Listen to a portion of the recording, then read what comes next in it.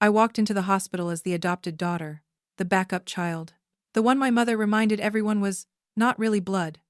My father, Samuel Ward, was dying in a glass-walled ICU room, his skin pale beneath the machines, his name written on a transplant list that might not move fast enough.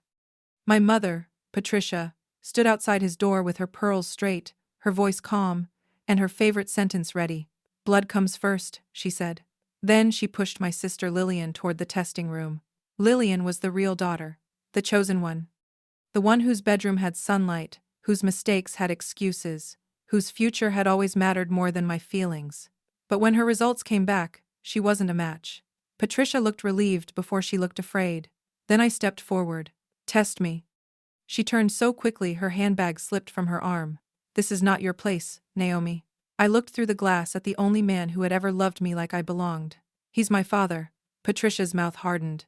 "Your adoptive father." So I signed the papers anyway. I gave blood. I waited. And by sunset, the doctor came back holding a folder that made my mother's face go white. "The compatibility is unusually high," she said. "We need a DNA confirmation." Patricia whispered. "No." But it was too late. Because the test didn't just say I could save my father. It proved I was his daughter. Not adopted. Not charity. Not the girl left on the doorstep. I was the blood my mother had spent 28 years trying to erase. Before that day, my life had always been divided into two kinds of love. My father's love was quiet and physical. It showed up before words did. It was a palm against my forehead when I had a fever, a coat placed over my shoulders before I admitted I was cold, a bowl of soup driven across town during a storm because I had said, "I'm fine," in a voice that told him I wasn't.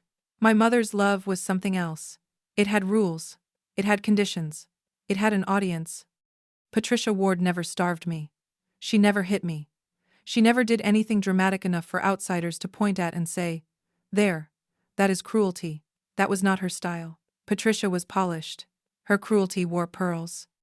She made me feel not unloved exactly, but permitted. Like a chair that had been brought into the room because someone needed extra seating, not because it belonged with the set. At dinners, she introduced Lillian first. "Our Lillian," she would say, resting one careful hand on my sister's shoulder. "She has her father's confidence." Then she would turn to me. "And Naomi. We adopted her, when she was a baby." Always that sentence. We adopted her. Not our younger daughter. Not our Naomi. Just the explanation before the person. People's eyes would soften. Their voices would change. "How wonderful of your parents," they would say. Patricia always answered, before I could. "Yes," Samuel insisted. Samuel insisted. That part was true. Samuel had insisted on me from the beginning. But I did not know what beginning meant until much later. The story I was raised with was simple. One rainy night, someone left a newborn baby on the ward doorstep. No note, no name, no explanation.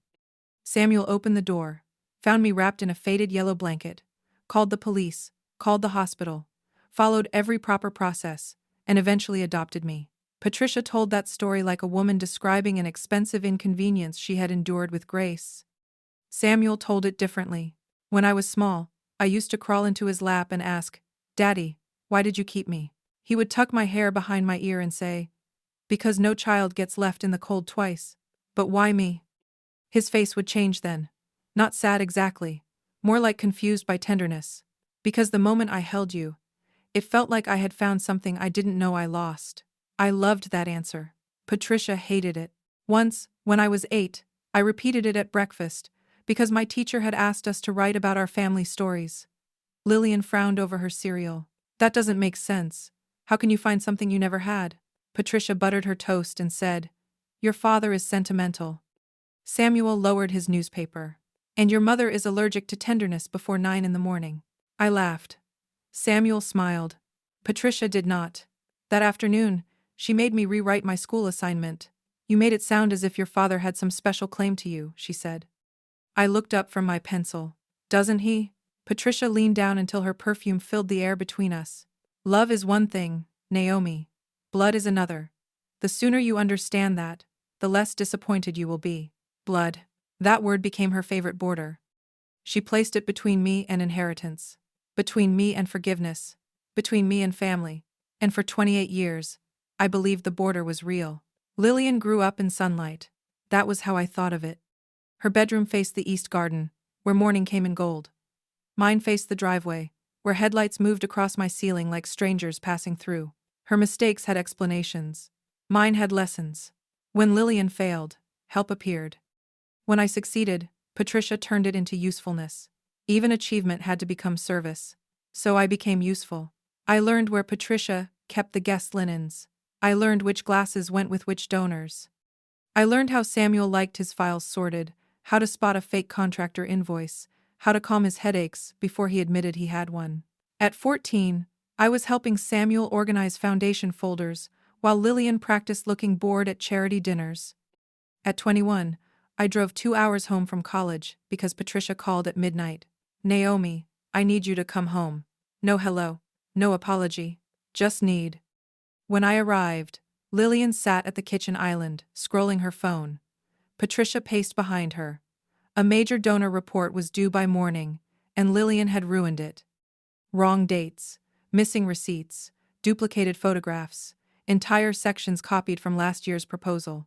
I had a migraine, Lillian said, without looking up. Patricia did not ask if I was tired. She pointed to the laptop. Can you fix it? I did.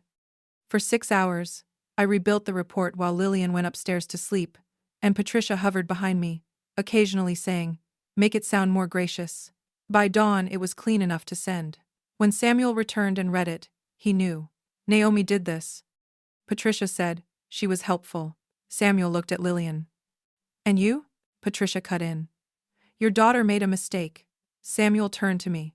My daughter fixed one. The room went still. Patricia's eyes chilled, but she smiled because Samuel was watching. Later, she came to my room. You embarrassed your sister. I didn't say anything. You did not have to. Competence can be arrogant when displayed without grace. I almost laughed. Instead, I said, "You asked me to fix it." And you did, Patricia said. That should have been enough. Enough. That was another room I never got to enter. Nothing was enough because Patricia was not punishing me for anything I had done. She was punishing me for what she feared I might be. I did not know that yet. I only knew that Samuel loved me in a way that made Patricia colder. When I cried in closets, he found me. Once, when I was 15, 2 of Patricia's friends whispered at a holiday party, "She's the adopted one?" Yes. But Samuel is quite attached, as if I were a stray dog he had fed too often. I went upstairs, sat on the floor of my closet, and pressed my fist against my mouth so no one would hear me cry. Samuel found me anyway. He knocked once, opened the closet door, and crouched in front of me. Who was it? He asked.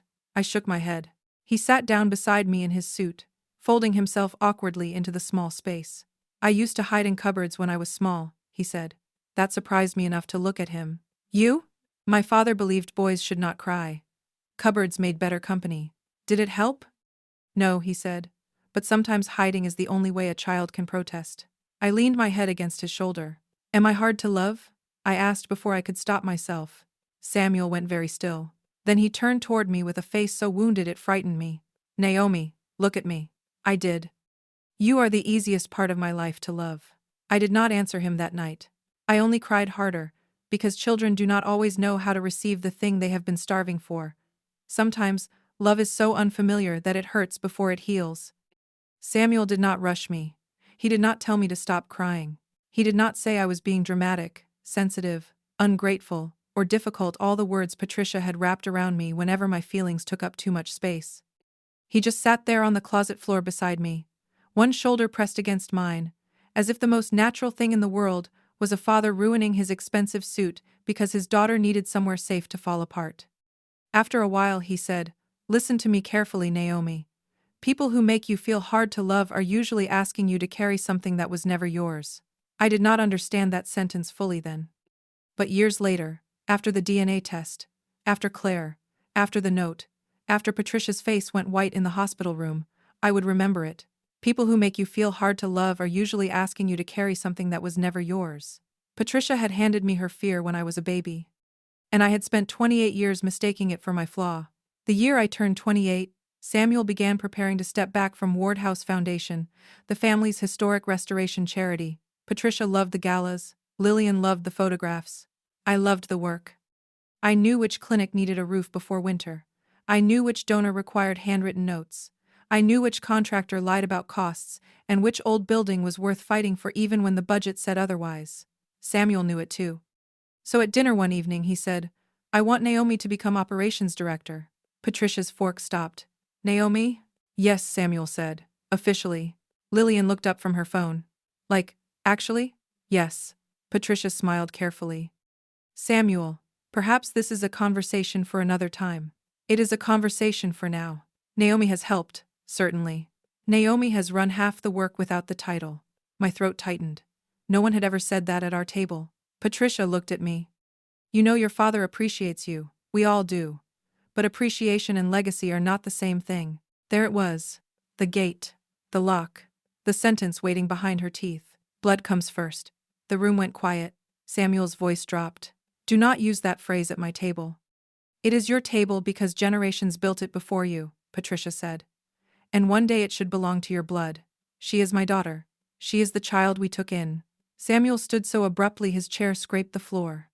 "No, she is the child I chose.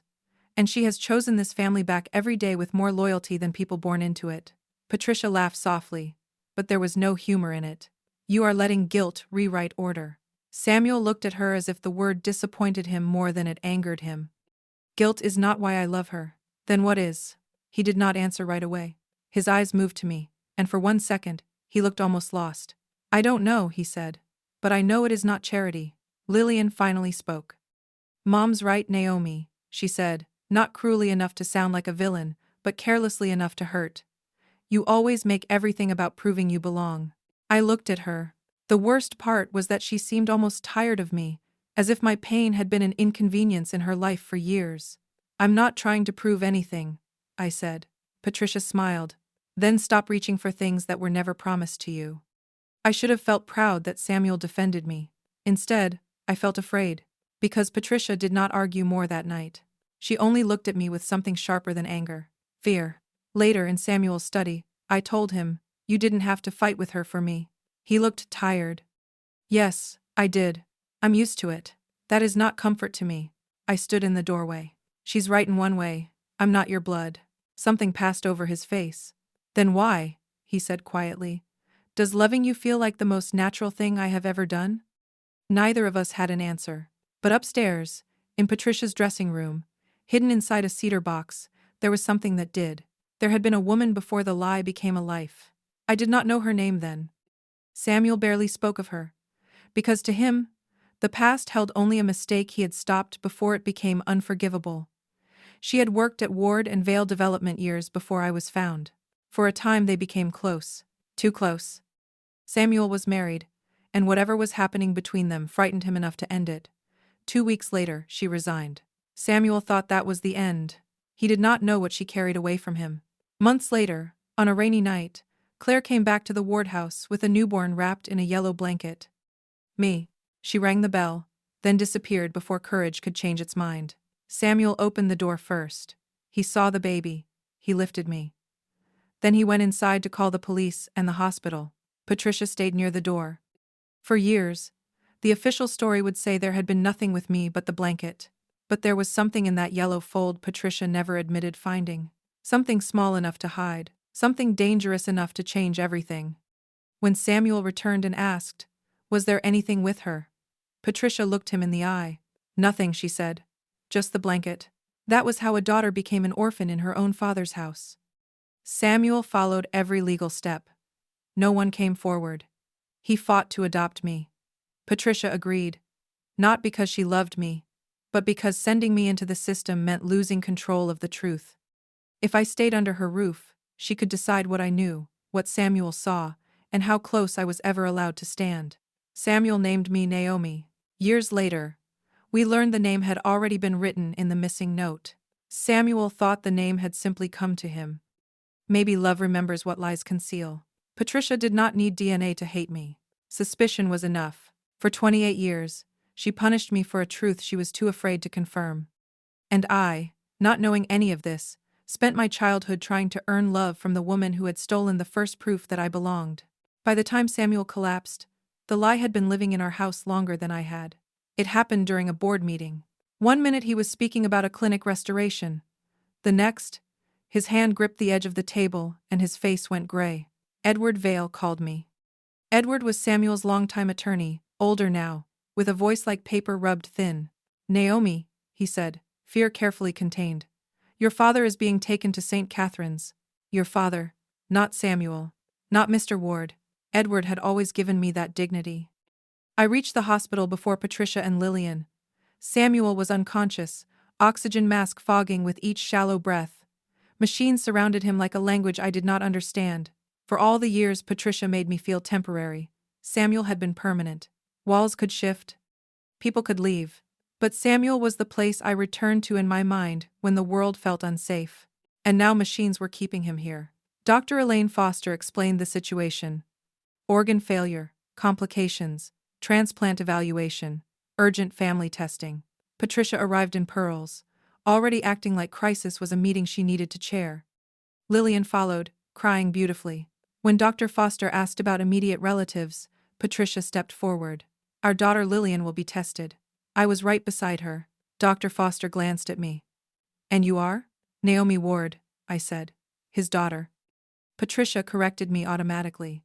Our adopted daughter. The doctor only nodded. We can test all willing potential donors. Patricia's smile tightened. Real family first. Even there. Even with Samuel dying behind glass. Blood comes first. Lillian went first. She complained about the needle. Patricia stroked her hair and called her brave. I stood near the vending machines, hands wrapped around coffee I never drank, remembering all the times bravery had been handed to Lillian for things I had done silently for years. When the results came back, Lillian was not a match. She cried. Patricia comforted her instantly. It's all right. You tried. That's what matters. But I noticed something before I understood it. Relief. Patricia looked relieved that Lillian would not have to give anything. Then Dr. Foster stepped into the hall. I stood. Test me. Patricia turned. This is not your place, Naomi. I looked through the glass at Samuel's still hand beneath the blanket. He's my father. Your adoptive father, she said. Something inside me went quiet, clear. Then it won't hurt to test me. For the first time in my life, I saw fear outrun Patricia's control. The first test was supposed to be routine. Blood type, tissue markers, general compatibility screening. I signed the forms. I gave blood. I watched the vials leave on a tray and felt strangely calm. Patricia refused to sit near me afterward. Lillian curled up with her phone, posting vague updates about family emergencies. Edward arrived at dusk and found me outside Samuel's room. You were tested? He asked. Yes. Good.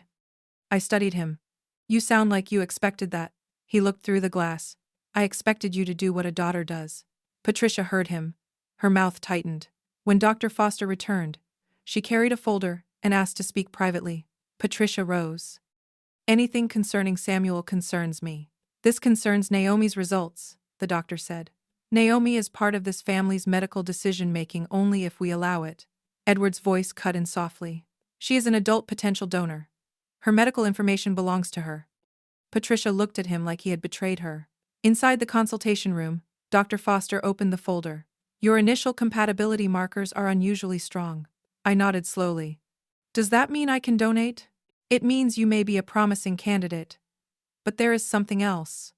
Based on the degree of compatibility and certain genetic markers, we need to confirm biological relationship before proceeding. I'm adopted, I said. I understand what the file says. Patricia stood. Then the file is enough. No, Dr. Foster said. For transplant planning, it is not. Patricia's voice dropped. Doctor, this family has been through enough. So has Mr. Ward's body. The room went still. Dr. Foster looked at me. Compatibility alone does not prove parentage, but this result is unusual enough that we need to run a DNA confirmation. Patricia whispered. No. Just one word. Barely sound. But everyone heard it. I turned to her. Why no? She recovered quickly. Because this is unnecessary. Because your father is dying, and the doctor is wasting time on irrelevant complications. My father? I asked. Her eyes flashed. You know what I meant. For the first time, I did not let her take the word back. No, I said. I don't think I do. Edward was watching Patricia now, and something in his expression told me he was remembering old paperwork, old gaps, old questions no one had asked loudly enough. I signed the DNA consent. The wait felt endless. There is a particular kind of silence in a hospital when a family is waiting for a result that may change more than a diagnosis. Patricia sat across from me with her knees angled perfectly, her handbag on her lap, her fingers resting on the clasp as if she could hold the whole world shut by keeping that bag closed. Lillian kept checking her phone, then looking at me, then looking away. For once, she had no line prepared. No gentle little comment about how difficult this must be for Mom. No reminder that I should not make things dramatic. The air had shifted, and even Lillian could feel that something larger than sibling rivalry had entered the room. Edward stood near the window, reading the same page in a file for nearly 10 minutes. Finally, Patricia said, "This is cruel." I looked at her. "What is?" She glanced toward Samuel's room. "Forcing your father through this uncertainty." The word "your" came out before she could stop it. Edward looked up. "So did I." Patricia realized it immediately. Her mouth tightened. "I mean Samuel," she corrected. But the mistake had already landed. For 28 years, she had corrected everyone else. Now fear was correcting her. I leaned back in the chair, suddenly cold. "Why are you so afraid of a test that should prove exactly what you've always said?" Patricia's eyes narrowed. "I am afraid of doctors wasting time." "No," I said quietly. "You're afraid of something else." She did not answer. And that silence was the first honest thing she had given me all day. That night, I sat beside Samuel's bed. He was awake in fragments, drifting through medication. Once, his eyes opened. "Naomi? I'm here." His fingers moved. I took his hand. "You tested?" "Yes," he whispered. "My brave girl." No one was there to correct him. I pressed his hand to my cheek. "I'm scared." "So am I." "I might be a match." His mouth curved faintly. "Of course you are. You say that like it makes sense." "It does to me." Even before proof, Samuel trusted the shape of love. Patricia came in near midnight. She stood in the doorway, watching our hands joined on the blanket. For a moment, I thought she might say something human. Instead, she said, "You should rest.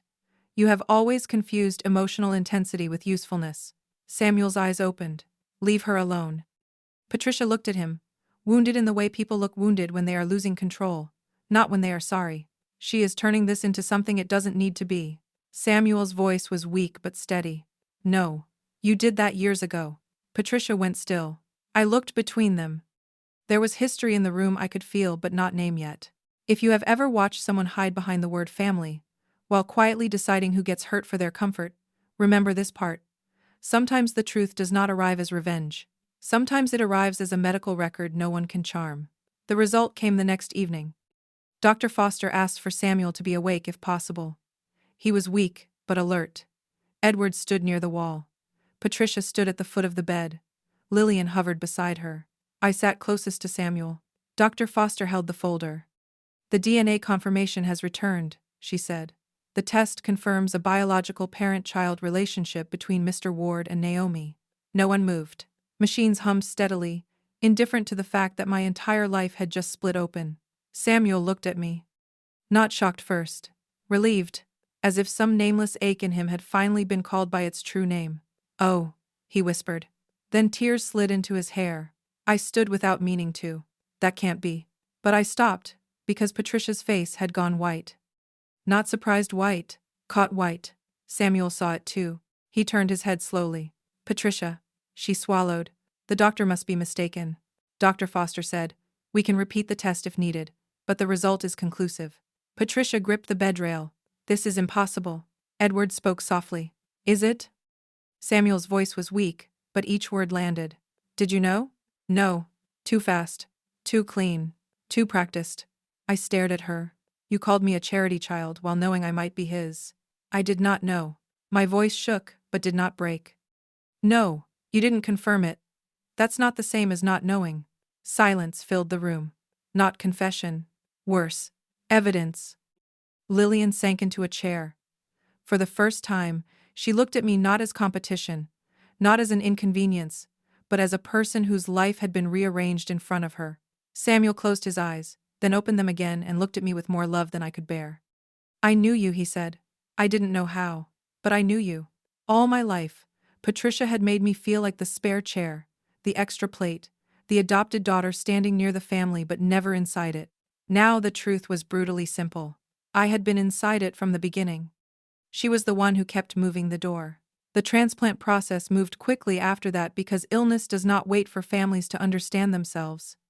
My compatibility made me a viable donor. There were scans, forms, warnings, risks. Doctors explained everything in careful voices, while the old story of my life burned quietly behind my ribs. Samuel tried to refuse. "No," he said when Dr. Foster explained the surgery. I almost smiled. "You don't get to say no. I am your father. For 28 years, you used that title to protect me. Let me use being your daughter to protect you." His face folded. Patricia stood by the window, silent. She had not left the hospital, but certainty had taken away her power. Without the old lie, she seemed smaller. Lillian avoided my eyes. That hurt less than I expected, maybe because I had spent years being avoided in plain sight. The night before surgery, Samuel asked everyone else to leave. Patricia resisted. "I'm your wife." Samuel kept his eyes on me. "And Naomi is my daughter." This time, no one corrected him. When the door closed, he reached for my hand. "I am sorry. You didn't know. I should have known something." "How?" His eyes moved to the dark window, where our reflections floated over the city lights. "Because loving you felt like memory. That broke me." I cried then, the kind of crying that comes from every birthday swallowed, every dinner endured, every time Patricia corrected daughter into adopted daughter, like she was wiping away fingerprints. Samuel cried too. "I let her make you feel temporary," he said. "You fought for me." Not enough. I did not argue, because both things were true. He had loved me better than anyone, and Patricia had still hurt me for years. "After this," he said, "we find out everything. After this, you live." The surgery happened before sunrise. Hospitals before dawn feel like the world has been reduced to footsteps, antiseptic, and whispered prayers people do not admit are prayers. A nurse marked my skin. "Doctor." Foster explained the risks one final time. Edward came to see me before they took me back. "You don't have to be brave every second," he said. "I don't know how to be anything else." "That," he said gently, "is why people failed you." I thought about that under the bright lights before anesthesia pulled me down. I woke to pain, white and deep. Then sound. A monitor. A nurse. Someone saying my name. For a moment, I was a child again with fever, waiting for Samuel's hand on my forehead. But Samuel could not come yet. He was in another room, fighting his way back with a piece of me inside him. The first person I saw clearly was Edward. He sat beside my bed, pretending to review papers though his eyes were red. "Is he alive?" I whispered. Edward folded the papers. "Yes." I closed my eyes and sobbed. When Patricia visited later, she wore beige, because Patricia believed neutral colors made guilt look elegant. She stood at the foot of my bed. "What you did for Samuel was generous. Generous. Not daughterly. Not brave. Not love." Even after DNA, she could not give me the title. I looked at her. "Did you ever love me?" The question surprised us both. Patricia's face tightened. "I raised you." "That's not what I asked." She looked away. There it was. The answer I had spent a lifetime trying not to hear. "I gave you a home," she said. "No," I whispered. "Dad gave me a home. You gave me rules." For a second, something in her face cracked. Not enough to become remorse. Just enough to show exhaustion under the marble. "You think everything is simple now because a doctor handed you a paper," she said. "No. I think everything was simple before you made it cruel." She left without touching me. It hurt, but not as much as I expected. Some pain becomes easier when it stops pretending to be confusion. For years, I had tried to make Patricia's distance make sense in gentle ways. Maybe she did not know how to love an adopted child. Maybe she was afraid of getting too attached. Maybe Lillian needed more because Lillian was more fragile. Maybe I was too quiet, too capable, too needy when I was young, too independent when I grew older. Children will rewrite themselves 1,000 times before they admit the adult was wrong. That was the saddest thing I understood in that hospital bed. I had spent my life editing myself for a woman who had already decided the story before I could speak. When Patricia left my room, I did not feel free yet. Freedom is not that quick. But something inside me stopped begging. I no longer needed to solve the puzzle of why she could not love me. The answer had been ugly. Yes. But at least it was not me. It had never been me. A week after surgery, Samuel was strong enough to sit up. He asked for Edward. "Find the beginning," he said. Patricia, standing in the doorway, said, There is no beginning to find. Samuel looked at her as if seeing a locked room where his marriage used to be. There was a baby at my door with my blood in her body, he said. There is a beginning. Edward began with the adoption records. At first, everything looked normal: police report, hospital intake, temporary custody, legal petition, final adoption decree. Then came the gaps. The typed file says infant found with blanket only, Edward said. But the responding officer's handwritten note references a possible paper item reported at the scene. The item never entered evidence. Patricia's voice was ice. You are misreading old paperwork. Edward looked over his glasses. I have been reading paperwork longer than you have been hiding behind it. Patricia's face hardened. Careful. Samuel's voice cut through the room. No, Patricia. You be careful. Edward turned another page. There is one more name. Patricia's face changed before he said it. Claire Bennett. Samuel's hand tightened around the blanket. Claire, he whispered. The name moved through him, like a memory returning from underwater. Patricia said, she has nothing to do with this. But no one believed her anymore. Samuel told me about Claire himself. We were alone near dusk, rain tapping softly against the hospital window. She worked for the company, he said. I cared for her. I waited. He looked at me directly. More than I should have. Were you with her? I asked. He swallowed. Not in the way people will assume, but enough emotionally that I knew I had crossed a line inside myself. So I ended it. I thought ending it was honorable. Did you love her? He looked out at the rain. I might have, if I had allowed myself to continue. I appreciated that he did not soften the answer. What happened to her? She resigned. I thought she wanted distance. I let her go because I believed that was kinder to everyone. At the time? I asked. His sad smile answered. Edward found Claire 3 days later. She lived in a small coastal town under her married name, though her husband had died years before. She worked part-time at a community arts center. No public profile, no attempt to reach Samuel, no evidence of a woman waiting to reclaim an old romance. That mattered. This was not a love story trying to return. It was a truth trying to breathe. Samuel wanted to see her. Dr. Foster allowed a short trip after discharge, with strict instructions. I went with him. So did Edward. The drive felt unreal. Samuel sat beside me in the back seat, thinner than before, scarf around his neck, eyes fixed on the passing highway. Are you angry with her? He asked suddenly. I knew who he meant. Claire. I don't know. That is fair. I'm angry she left me. His face tightened. Yes, I'm angry she left me with Patricia. Yes. But I'm also angry that she might have had no one.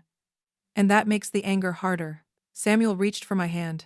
Truth rarely arrives clean. On the drive to Claire's town, I watched rain gather on the window and wondered how many lives can be changed by one person being too afraid to knock harder. I wanted to be angry in a simple way. I wanted Claire to be selfish, cowardly, unforgivable. That would have made everything easier. If she had been a monster, then Patricia could be the only villain, Samuel could be only the victim, and I could place all my pain neatly in one corner. But life had never been that generous with me. Claire had left me. Patricia had hidden me. Samuel had loved me without knowing why. And I had survived inside the space between all three of their choices.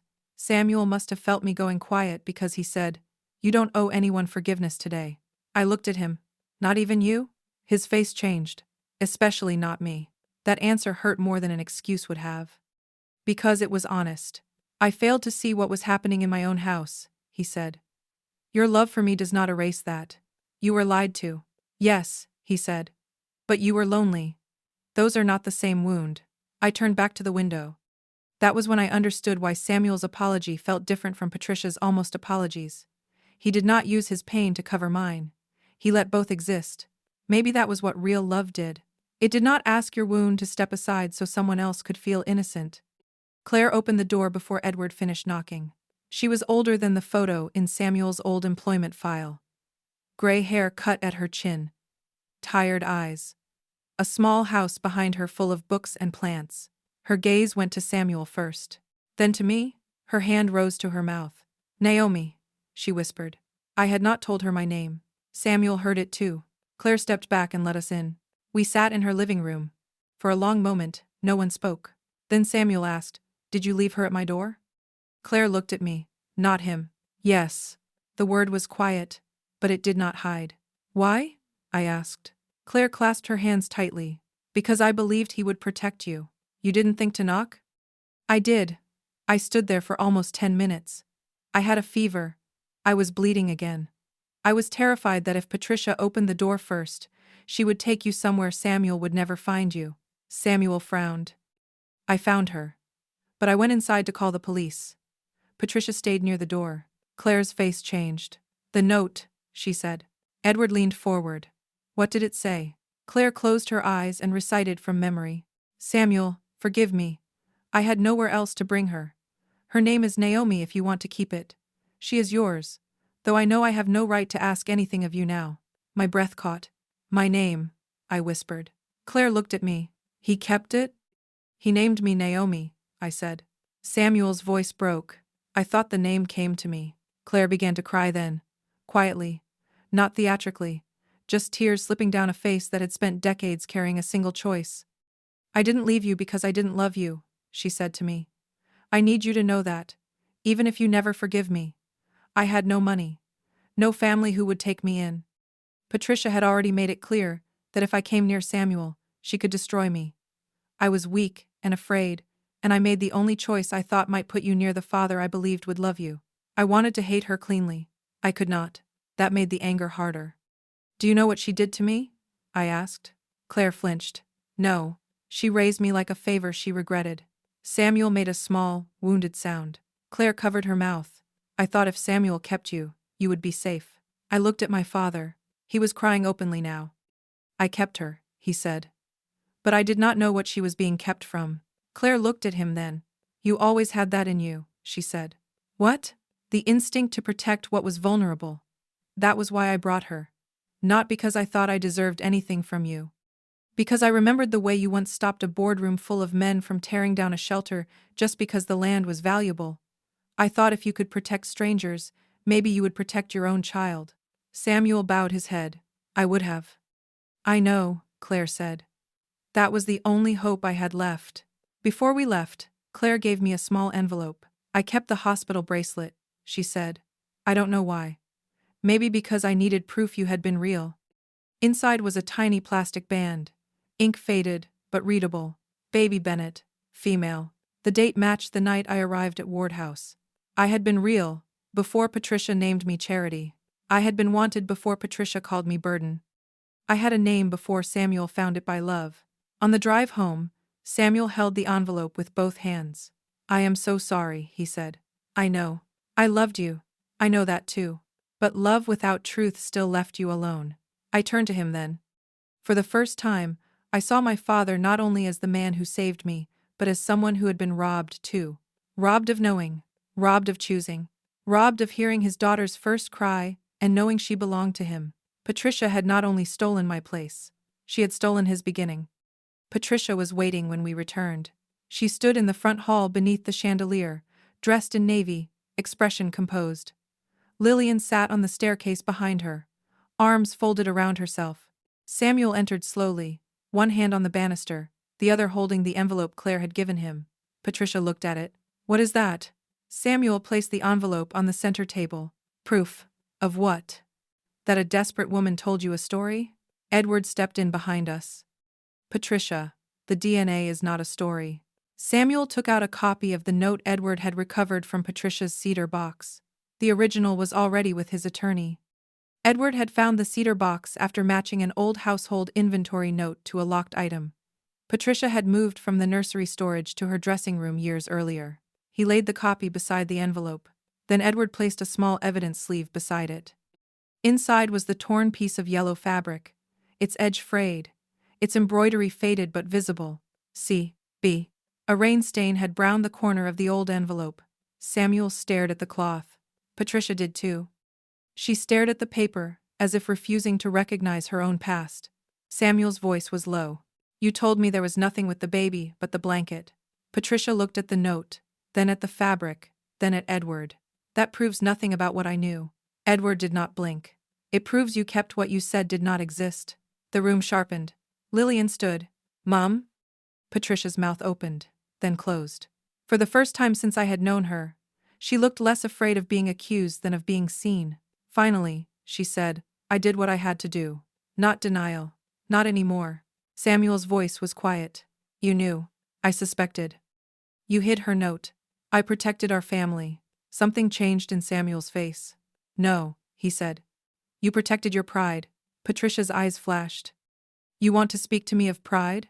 After humiliating me with that woman? After making me live with the child she left like a curse on my doorstep? The word entered my body. Curse. Samuel stepped forward, weak, but suddenly immense. Do not call my daughter that. Patricia laughed, but it shook. Your daughter. Now she is your daughter. She was always my daughter. You didn't know that. I knew enough to love her. That silenced her.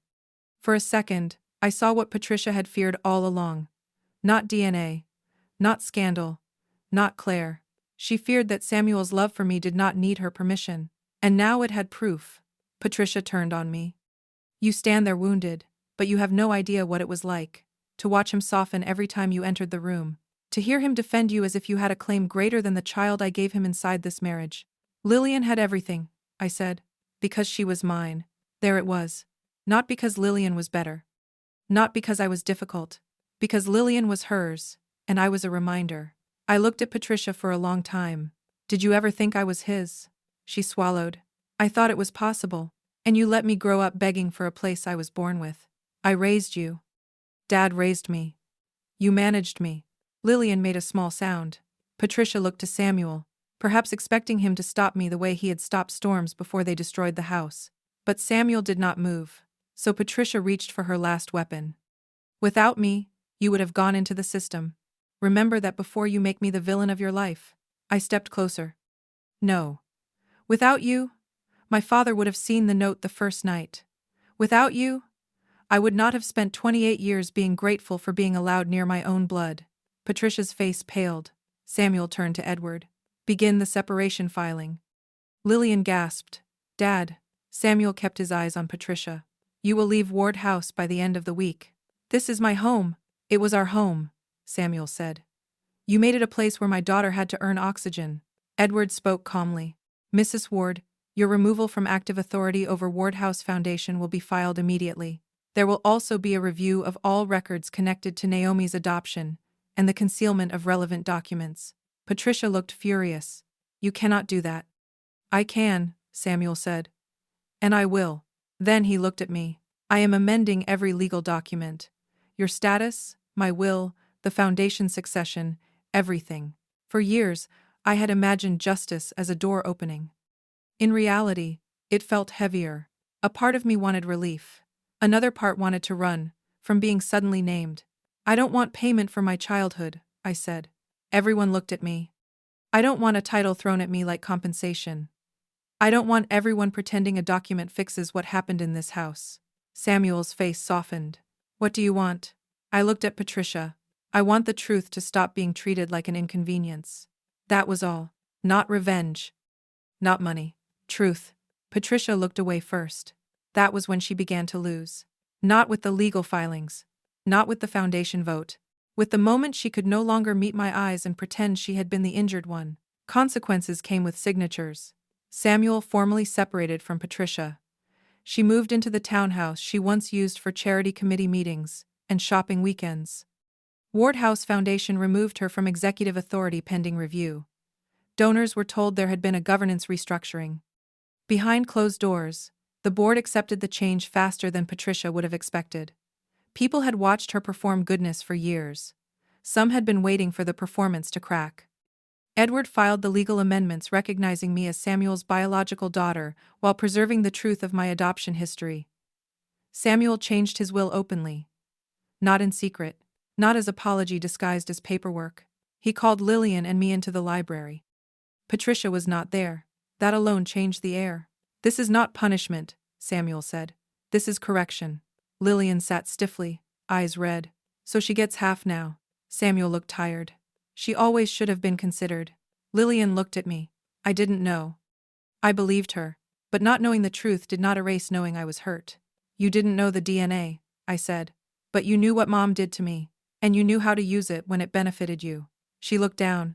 That was not a full apology, but it was the first honest silence she had ever given me. Patricia sent one letter, cream stationery, embossed initials. Naomi. I have had time to consider what occurred.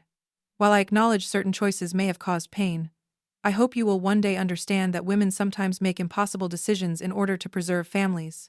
I stopped reading there. I folded the letter and placed it in a drawer, not a locked drawer, just a drawer. A place for things that no longer controlled me. Months passed. Samuel recovered slowly. So did I. Our scars pulled when we moved too fast. We reminded each other to take medication. We learned to laugh about how bad I was at making coffee, and how stubborn he was about pretending he did not need help walking across the garden. I saw Claire twice. The second time, I went alone. Not to offer instant forgiveness. To ask questions that belonged only between us. She made tea. I barely drank it. Did you name me Naomi? I asked. Yes. Why? Her smile was sad. It means pleasant, gentle. I thought if I gave you a soft name, maybe life would be soft with you. We both understood the cruelty of that hope. I was angry with you, I said. I know. I still am sometimes. You have that right. You should have fought harder. Claire's eyes filled, but she did not defend herself. Yes. That answer did more than excuses would have. Patricia had always turned harm into sacrifice. Claire let the harm stand. Maybe forgiveness could begin there someday. Not that day. But someday became imaginable. Lillian came to the garden weeks later. She stood near the roses while I clipped dead leaves. Something Samuel's physical therapist had called gentle movement, and I had accepted as an excuse to be outside. I'm sorry, she said. I did not turn immediately. For what? She was quiet.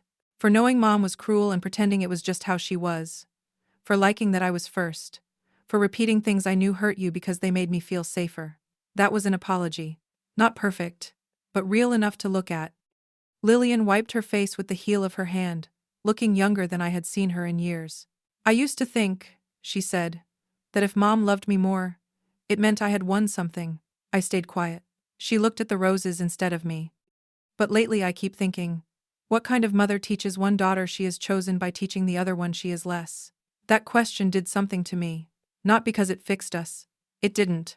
But because for the first time, Lillian was not asking me to comfort her. She was not asking me to say, it's okay. She was simply standing inside the truth without trying to decorate it. I don't hate you, I said. She looked at me quickly. But I don't trust you yet. Her eyes filled again, and this time she nodded. I know. That may take a long time. I know. And it may not become what you want. She swallowed. I know that too. It was the first conversation we ever had where she did not assume forgiveness was something I owed because we shared a house. Maybe we would become sisters one day. Maybe we would only become two women who finally stopped pretending the same childhood had happened to both of us. For now, that was enough. A few months later, Ward House Foundation reopened a restored community clinic on the east side. Samuel was still recovering, but he insisted on attending. I stood beside him as operations director. Not hidden behind anyone, not introduced with an explanation attached. When Samuel stepped to the podium, the room quieted.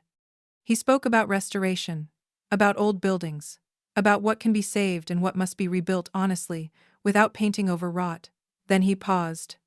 My daughter Naomi, he said, and his voice caught only slightly, has taught me that restoration is not about making something look untouched.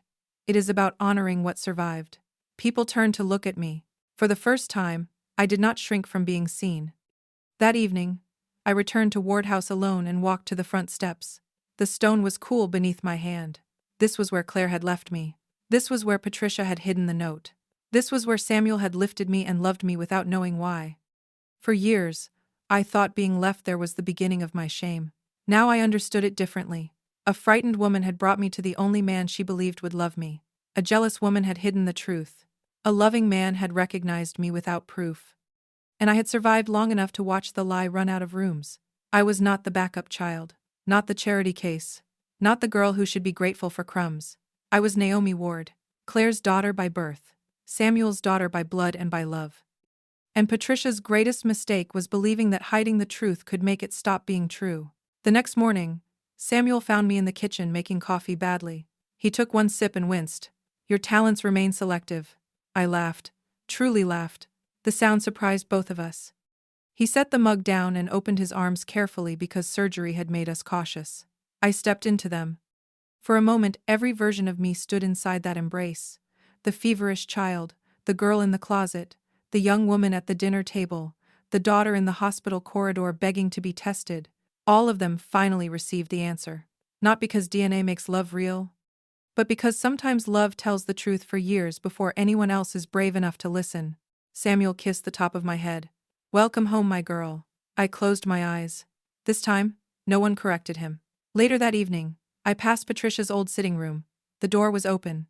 Her silver frames were gone. The room looked smaller, without her certainty inside it. I stepped in, opened the windows, and let the stale air move out. For the first time, Ward House felt like a place where the truth had finally been allowed to breathe. And if this story found the part of you that still remembers being treated like the outsider at your own table, stay close. Some doors open late, but when they do, the truth walks in, carrying everything they tried to keep from you.